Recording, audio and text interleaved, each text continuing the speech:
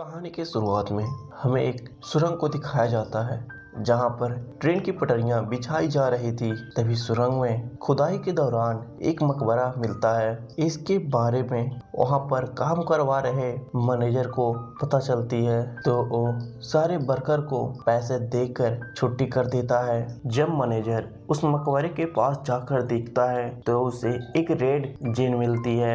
इसके बाद कहानी फ्लैशबैक होकर 1400 डीसी में चली जाती है जहां हम इजिप्ट के राजकुमारी एमनेट को देखते हैं जो कि एक चालाक और बहादुर योद्धा होती है। वो फिरौन की अकेली औलाद होती है और वह फिरौन के बाद इजिप्ट की रानी बनने वाली होती है, पर फिरौन दूसरी शादी कर लेता है जिससे एक बेटा पैदा होता है। अब एमनेट को समझ में आ गया था कि वह अब इजिप्ट की रानी नहीं बनने वाली है, पर एमनेट किसी भी हाल में उस गद्दी को पाना चाहती है। इसीलिए वो अपने फादर और भाई को मारने के लिए डीमन से समझौता कर लेती है और उन दोनों को एक खंजर से स्नैप करके मार देती है। अब डीमन के राजा को खुश करने के लिए एमनेट को एक आदमी की बलि चढ़ानी होती है, पर जब वो बलि चढ़ा रही होती है तभी इजिप्ट के लोग आकर उसे बंदी बना लेते हैं और उसे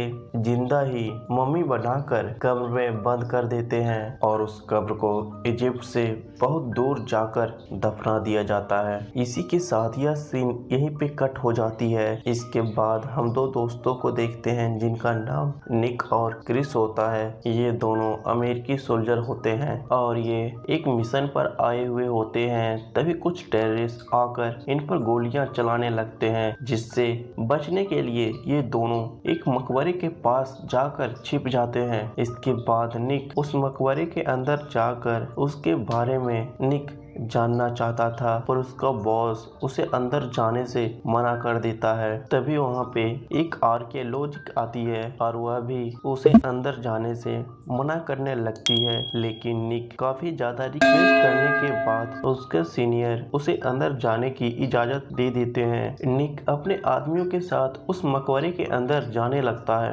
अंदर जाने के बाद निक नोटिस करता है कि उस जगह पे काफी ज्यादा लिक्विड फॉर्म में मरकरी गिरी हुई है। निक को कब्र के अंदर कई सारी रस्सियां दिखाई देती है जो कि एक ताबूत से बंधी हुई थी। तभी निक उन रस्सियों पर अपनी गन से फायर करने लगता है। वे सारी रस्सियां एक ताबूत से जाकर बंधी हुई थी। फायर करने के दौरान ताबूत की रस्सियां टूट जाती है। तभी अंदर से एक बड़ा सा ताबूत निकलता है जिसे देखकर निक को कुछ विजन आने लगते हैं और वह विजन में उसे एमनेट दिखाई देने लगती है। खैर इसके बाद निक उस ताबूत को हेलीकॉप्टर की मदद से बाहर लेकर चला जाता है। ताबूत को बाहर लाने के बाद उस जगह पे काफी ज्यादा कौवे इकट्ठे होने लगते हैं। इसके बाद निक को लगता है कि हमें जल्दी से इस ताबूत को यहाँ से लेकर जाया जाना चाहिए। जब निक उस ताबूत को लेकर एक जहाज में बैठा हुआ होता है तो उसका दोस्त क्रिस की तबीयत खराब होने लगती है और उसकी आंख भी व्हाइट कलर की होने लगी थी। इसके बाद क्रिस अचानक से उठकर उस ताबूत के पास जाता है और उसे खोलने लगता है। तभी वहाँ पे बैठे लोग उसे ऐसा करने से रोकते हैं, फिर भी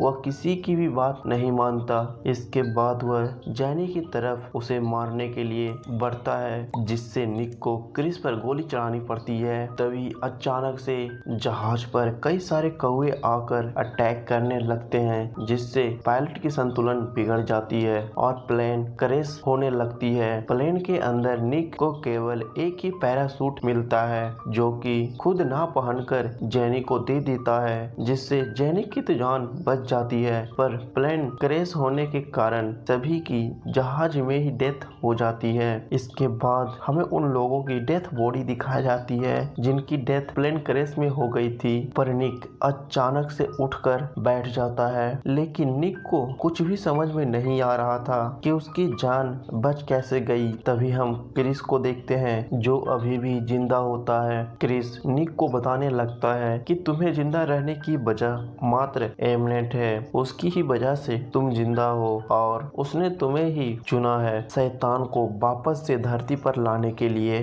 इसके बाद हमें ताबूत को दिखाया जाता है, जिसमें हम देखते हैं कि एमनेट ताबूत से बाहर आ गई है और वह बाहर आकर वहाँ पे खड़े गार्ड को मारकर अपनी ताकत और भी ज्यादा बढ़ा रही है। इधर निक जेनी से मिलने एक बार में जाता है। जेनी बहुत ज्यादा हैरान होती है और उससे पूछने लगती है कि आखिर तुम बच कैसे गए, बाकी सभी तो प्लेन क्रैश में मारे गए। जिस पर निक उसे बताता है कि यह तो मुझे भी नहीं पता कि मैं बच कैसे गया और मैं भी यही जानने की कोशिश कर रहा हूँ। इसके बाद जेनी निक को एक रेड कलर जिन के बारे में बताती है और वह उससे कहती है कि वह जिन एक खंजर में लगा हुआ है, पर वह खंजर अभी कहाँ है इसके बारे में किसी को नहीं पता। मुझे यह सारी बातें एक बुक से पता चली है। दरअसल यह बुक वही सुरंग से मिली होती है जिसे हमने कहानी के शुरुआत में देखा था। जेनी यह भी बताती है कि उस बुक में एक राजकुमारी के बारे में काफी ज्यादा जिक्र है जो कि एक डीमन को जिंदा करना चाहती थी और वह इजिप्ट पर राज करना चाहती थी,